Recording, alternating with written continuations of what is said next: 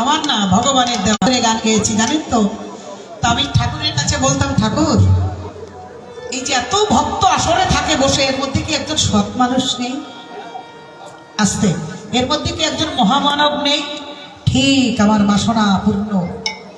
আমার ছেলে তো নয় আপনাদের দেওয়ার দান, যে বড় উচ্চ শিক্ষায় শিক্ষিত হয়ে সে ভালো রাজ্য সরকারের দপ্তরে নবান্নে জব করে, সচিবালয়ের সচিব। হরে কৃষ্ণ বলে গেলাম আপনাদের কাছে, বলে ফেললাম, কিন্তু ওটা আমার বিষয় না, ওটা আমি বেশি পছন্দ করি না। সব থেকে আমার বড় পাওয়া কি জানেন? সে যে কৃষ্ণ ভক্ত, এটাই বড় পাওয়া। ভোরবেলায় এই যে আমি চলে এসেছি, ভোরবেলায় ঠাকুর সেবা দেবে, স্নান করে ঠাকুরকে খাওয়াবে।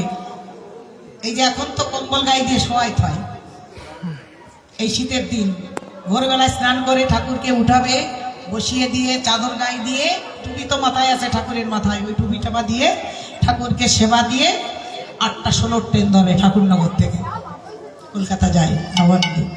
আবার রাত 8:30 ঘরে ফেরে, ডেলি প্যাসেঞ্জারি করে। ও ফ্ল্যাট পেয়েছে, যায় না, মা বাবাকে ছেড়ে যায় না।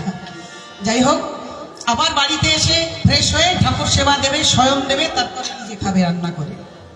একদিন দুদিন পারে। এই যে আমি চলে এসেছি মাসের পরে মাস, বলতে পারেন, ভাবতে পারেন, এটা আমার অহংকার নয়, এটা আমার পরম পাওয়া। আপনারা আশীর্বাদ করবেন। ওর যে ভগবত চরণে প্রেম ও ভক্তি আছে, ঈশ্বরকে যে ভালোবাসে, এটাই আমার বড় পাওয়া। আমি চাই আমি মরার পরেও যেন আমার ভগবানকে সেই প্রান্তে এরকম ভালোবাসতে পারে, তার পরমায়ু দীর্ঘায়ু লাভ হোক, ভগবত কৃপা হোক। নিতাই গৌর প্রেমানন্দে হরি হরি বল।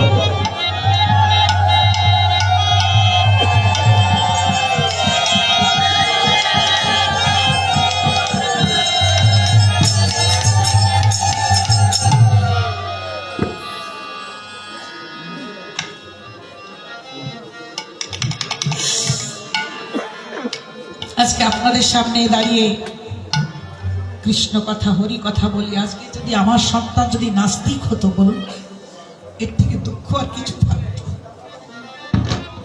হয়তো আমার বিশ্বাস, ওকে পিঠে নিয়ে যখন গান করেছি, মহামানবের চরণে আমার হাত পড়েছি, এটা আমার বড় পাওয়া।